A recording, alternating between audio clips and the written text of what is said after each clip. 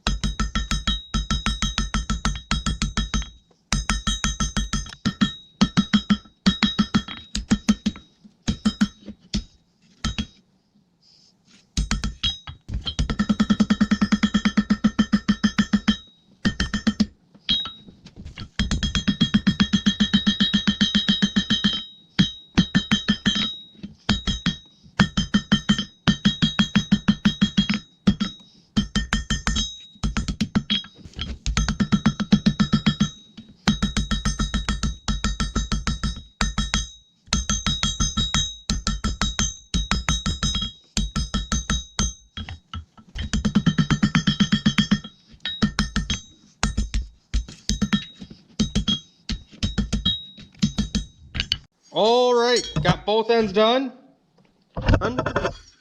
I got the holes all drilled.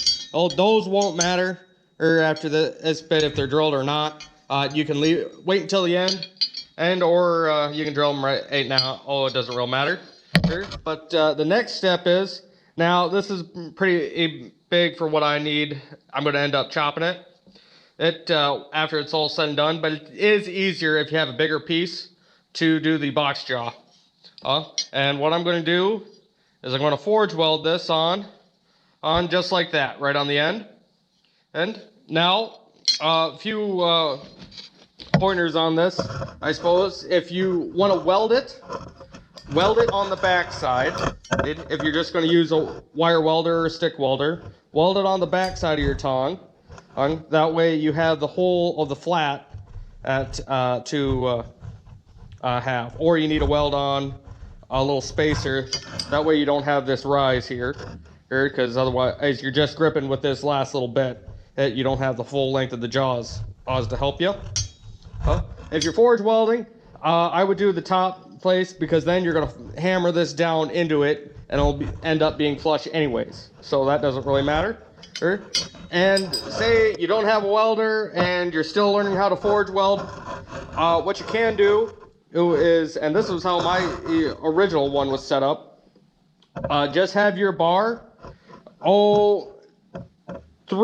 or 4 inches longer, and then split that in half, and then you can bend those out, kind of like what I did in my roasting fork video. You just split the bar in half, and then bend them both 90 degrees, and that'll do the same thing as what we're going to be doing with this bar. So, just kind of a way of doing it without having to forge a weld or weld. But yeah, I'm going to tack this on, because this is quite a bugger to get lined up, especially when you're running trying to do it real quick. So I'm just going to end up forge welding it on. That way I know it's dead center, or I'm going to tack weld it on. That way when I go to forge weld this, I already know it's dead center, and I don't have to worry about getting it lined up or anything like that. So that's our next step.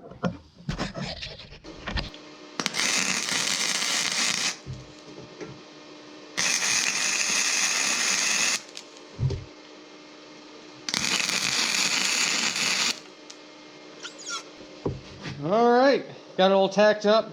You just need it tacked. You don't need it fully welded out, because, I mean, you're already going to forge weld it, so no sense wasting wire.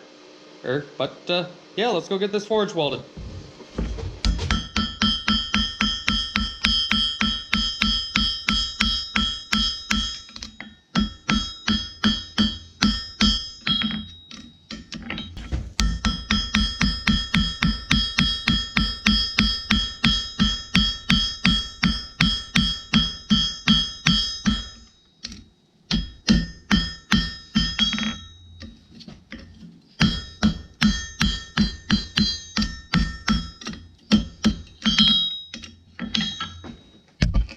Alrighty, got it all forge welded. Good. Got this face all flush too. That's really what's most important. And after you get forge welded, is making sure that this face gets flush. But now gonna get it all set up for the stock size I want. I'm gonna have this set up for, I need to look around. I think I want it set up for 2 inches, and then a 1/4 inch flat bar. So, gotta double check the stock I'm gonna set this up for, and then we'll get that all bent around.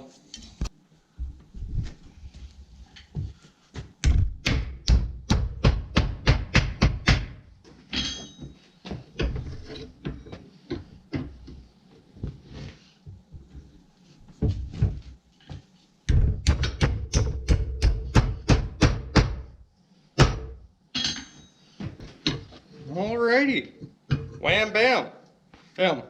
Just gotta cut off my excess, and we'll be able to rivet this guy. Alrighty. Hey, ready to rivet it? I tend to leave my wings a little tall. That way, after I get everything set up on the tongs, you know, stock thickness, I can go back through and grind those down a little bit.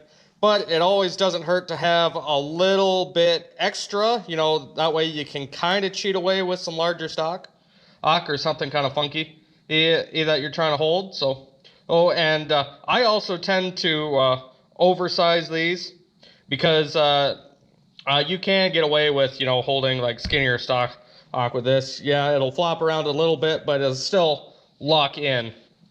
And so that's why I have this set up for 2 inches. On any kind of square stock, I'll be or 1/4 inch flat stock down to like an inch is what I'm planning on holding in here, and then up to 2 inches. So, yeah. Oh, let's get this riveted.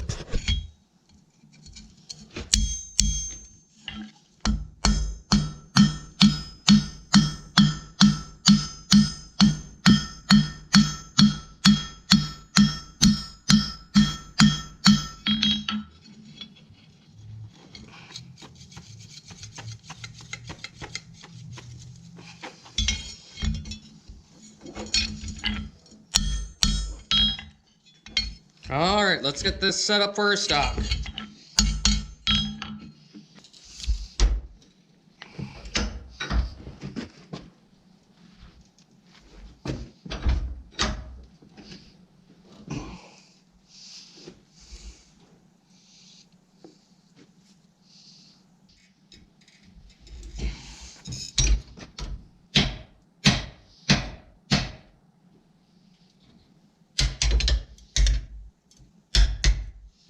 Alrighty, got them all done and ready to go. Happy with how these turned out. These were a heck of a lot better than my first set at Box Jaw Tongs, but it's been quite a few years since I made that first set. But yeah, it's a good thing I got these done. I got a few customer orders that I'm going to need these for, so I suppose with that, job done and on to the next one. Alrighty, thank you guys for sticking with me all the way to the end. I hope this video helped out making some tongs. If you would, please give me a like and subscribe. It really helps out. And I suppose, sorry if any of you were wondering where my grain truck video is. I had some stuff happen. Something on my front end of my daily driver truck went out, so money for getting that grain truck moved just went to pay for that to get fixed. So it'll be maybe another month or two until I get back at it. So, but yeah, and sorry about not having this video out for last week. It's just getting busy at work and stuff. So, you know, nothing I can do. But yeah, I suppose with that, we will see you all next time.